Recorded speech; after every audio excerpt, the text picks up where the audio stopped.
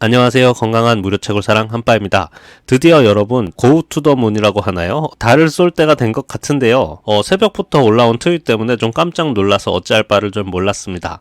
2023년 2월 8일 날 여기 로켓 그림이 있고 내용이 나왔어요. 공식적으로 코어 에어드랍 카운트다운 시작이 8일 남았다. 그리고 그 날짜가 2월 8일이다. 왜 이렇게 코어다오에서는 비트코인 에어드랍도 그렇고 8을 그렇게 강조하는 걸까요? 그건 바로 돈과 관련 있다고 합니다. 돈을 벌다라는 뜻의 단어와 발음이 비슷하다고 하네요. 어쨌든 저희 쪽에 예상되는 에어드랍은 그것밖에 없죠. 저희가 그동안 채굴한 코어 코인을 에어드랍 해주는 것. 그러니까 저희 지갑에 들어오는 것이라고 볼 수 있겠는데요. 또 하나의 가능성은 저희가 모바일에서 이제 곧 또 받게 될 코어 체인 위에서의 토큰 에어드랍 서비스도 마찬가지로 에어드롭이기 때문에 이것을 런칭하는 걸까? 라고도 생각할 수 있는데요. 어디까지나 추측일 뿐이지만 그래도 코어 체인 위에서 활동할 토큰이 아닌 코어 코인, 저희가 그동안 채굴했던 코어 코인을 에어드랍 해주는 것으로 생각이 좀 듭니다. 공지에 따르면 이제 2월 6일까지가 바인딩 신청이고 그 이후 과정이 우리가 바인딩 신청한 주소들을 모아서 이제 정말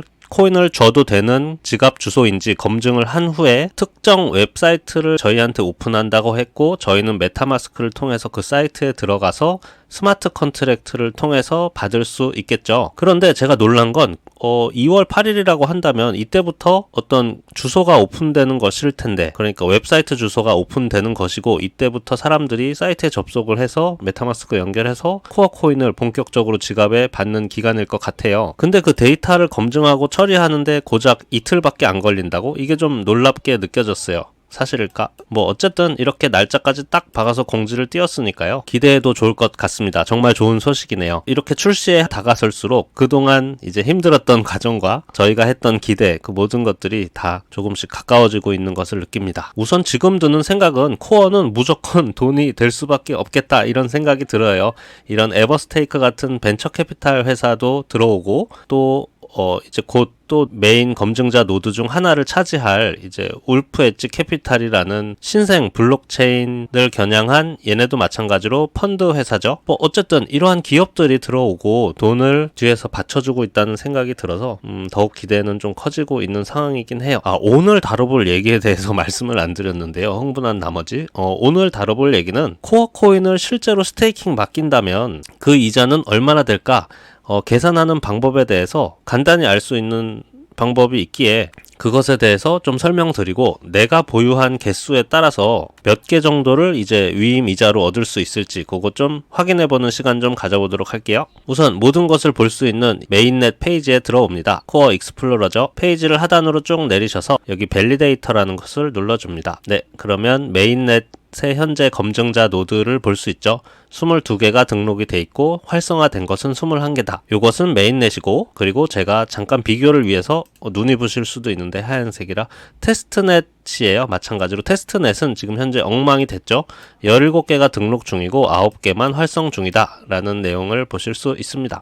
그리고 현재 메인넷에 등록되어 있는 에버스테이크나 울프 엣지, 포지트론 같은 경우에도 이렇게 메인넷 노드에도 이렇게 보실 수가 있고요. 지금 21개의 활성 노드 중에 15개 정도는 이제 코어 다오에서 만들어 놓은 가상 검증자고요. 이것들로 인한 수익과 위임이자는 모두 소각된다고 했어요. 15개가 이렇게 있고 나머지는 다 코어 체인 기여자 또는 기부자가 되겠네요. 투자자. 자, 간단한 계산을 위해서 맨 첫 번째 걸 한번 눌러줄게요. 이 노드, 21의 노드가 하루에 얼마씩 검증 수익을 받을 거 아니에요?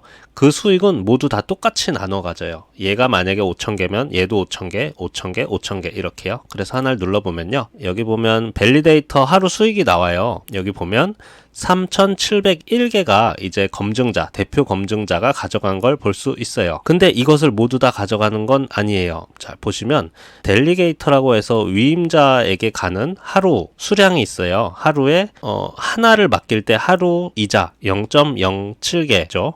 그래서 간단히 계산하면 하나를 맡겼을 때 0.07개니까 지금 여기 5만 개의 코인이 맡겨져 있어요. 이 코인은 지금 코어다오 지갑에서 바로 입금된 거예요. 5,000개, 45,000개 나눠서 2번 입금을 했더라고요. 어쨌든 그래서 하나 맡겼을 때 0.07개를 줘야 되잖아요. 그러면 5만 개라고 따지면 약 0.07 곱하기 5만 하면은 3,500개는 이제 위임자에게 가야 되는 거죠. 나한테 스테이킹을 맡겨준 사람에게 3,500개는 각각 나눠서 들어가야 하는 거고, 그래서 밸리데이터 이자만 보면, 밸리데이터 수익만 보면 3,700개니까 결국엔 3,700개 중에서 3,500개는 위임한 사람들한테 나눠주고, 그리고 나머지 200개는 이제 검증자 노드의 수익이라는 뜻이에요. 자, 검증자 노드가 하루에 3,701개를 얻었죠. 이 다오 밸리데이터 1이. 근데 다른 예를 들면 에버스테이크를 볼게요. 여기도 마찬가지로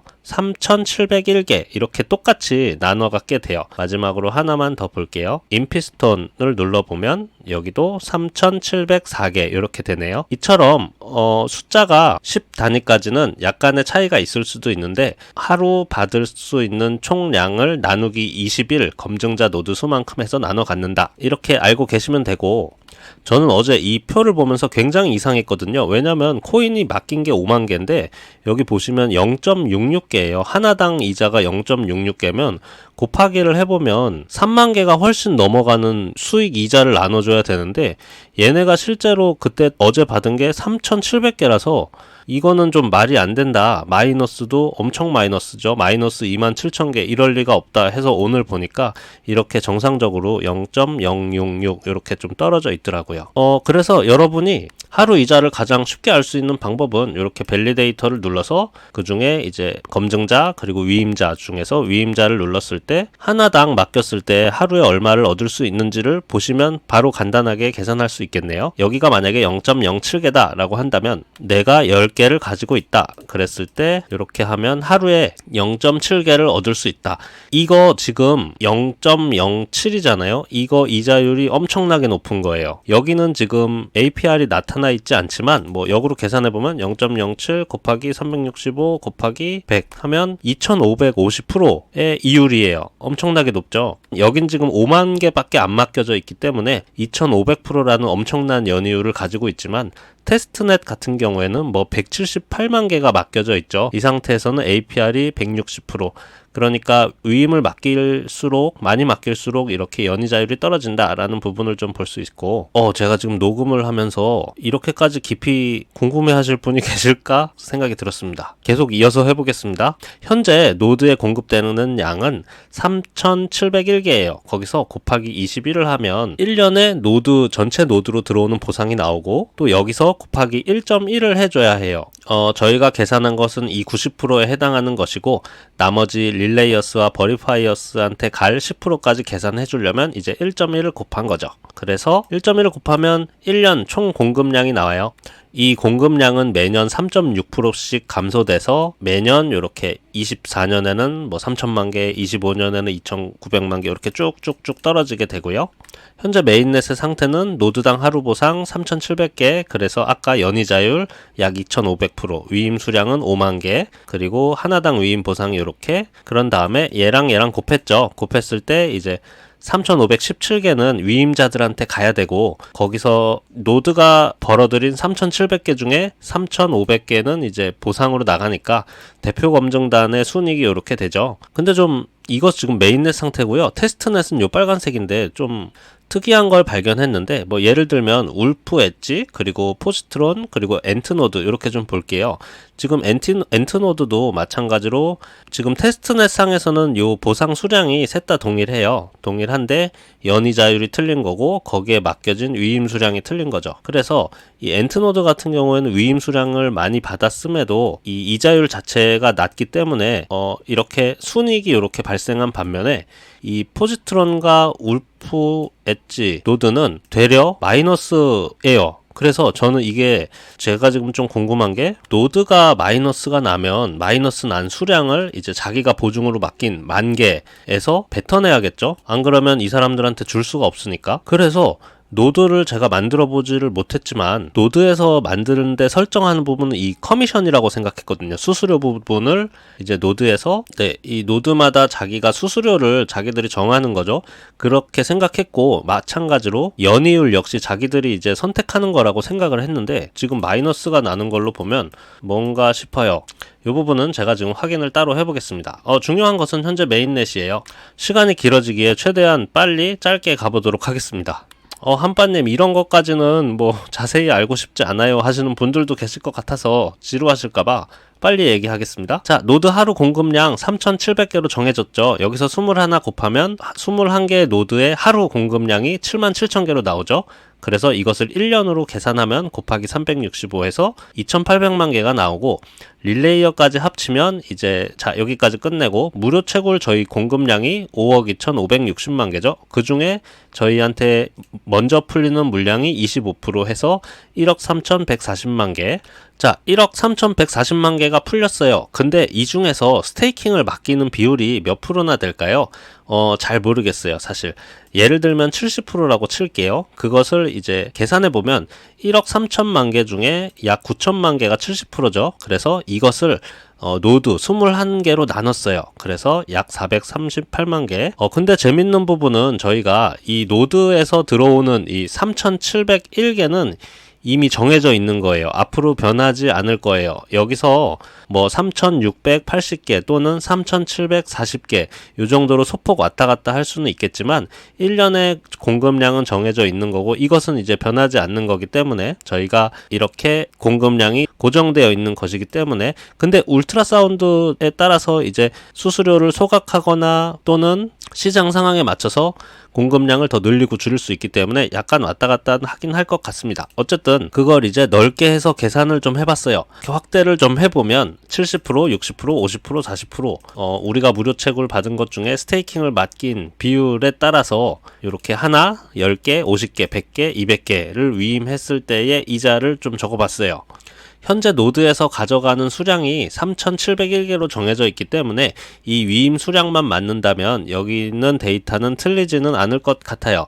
최대 이자율이라고 잡은 것이 변동이 좀 있을 수 있는데요. 이 말은 뭐냐면 예를 들면 제가 지금 최대 이자율을 30%로 잡았죠. 그리고 위임 수량을 맡긴 게 적을수록 200%더 높아졌고 이 최대 이자율은 예를 들면 현재 이거는 메인넷을 대비해서 보면 2,561%가 됐을 때 대표 검증단은 순이익이 193개를 가져가는 거죠. 근데 이게 만약에 2,700%가 됐다 했을 때 대표 검증단은 2개밖에 못 가져가는 그러니까 막말로 이래도 얘는 손해겠지만 어쨌든 수학적으로는 이자율을 최대로 한 상태이다. 그랬을 때의 이자율입니다. 그래서 그 이자율이 이렇게 되고요. 그렇다면 실제로 이거보다는 뭐 예를 들면 조금 더 줄어들겠죠 이자율이. 그러면 여기 있는 숫자들은 그보다 조금 더 줄어들 것 같고요. 자, 한눈에 딱 보이는 것은 제 생각에는 저희가 무료 채굴로 에어드롭 받으신 분들 중에 사실 한 30% 정도가 이제 스테이킹을 맡기지 않으실까 싶어요. 40%가 될 수도 있겠네요. 그래서 여기 노란색을 좀 쳐놨어요. 저희가 그리고 유저분들이 10개, 50개, 100개 이 정도 분들이 많으실 것 같아서 이렇게 좀 표기를 해봤고요. 그랬을 때 보면 예를 들면 100개를 가지고 있다고 쳤을 때 한 달에 6개 정도의 코어를 얻을 수 있어요. 어찌 보면 뭐 많기도 한 것 같기도 하고 근데 만약에 10개가 됐을 때는 이제 0.6개니까 보유량 대비 굉장히 크죠. 그 차이가 뭐 사실 곱하기 10 한 거랑 똑같긴 합니다. 한눈에 딱 봤을 때 느껴지는 것은 코어의 위임 보상이 그만큼 높지 않다라는 얘기. 그렇다면 요 부분을 그렇다면에 대한 뒷얘기를 다음에 해드릴게요. 왜냐면 여러분들이 너무 지루하실 수도 있을 것 같아서 그래서 결론만 말씀드리자면 하나의 가치가 높아야만 코어가 조금 살아나갈 수 있다. 코어의 가치가 낮으면 이렇게 스테이킹 이자 자체도 좀 비교적 적은 편이기 때문에 이어나갈 수 없지 않을까 싶습니다. 여기서 하나 변수가 있다면 무료로 받은 에어드랍이 모두 다 살아있다고 가정을 하고 그 중에 30%, 40% 이자를 맡긴 건데 스테이킹을 맡긴 건데 뭐 그런 것도 분명히 있겠죠. 불법 계정 또는 뭐 중복 계정으로 인해서 지급되지 않은 물량들 그래서 그것들이 더 쉽게 풀린다면 이율은 뭐 좀 더 높아질 수 있겠고요. 그리고 요걸 참 조사하면서 느낀 것은 스테이킹을 빨리 맡길수록, 그러니까 빠르면 빨리 맡길수록 초기 이자가 좀 높을 것 같다라는 예상입니다. 오늘도 긴 영상 시청해 주셔서 감사 인사드리며 오늘 트윗 소식이 굉장히 설레게 만드는데요. 가치에 대한 얘기는 나중에 또 하도록 하겠습니다. 감사드립니다.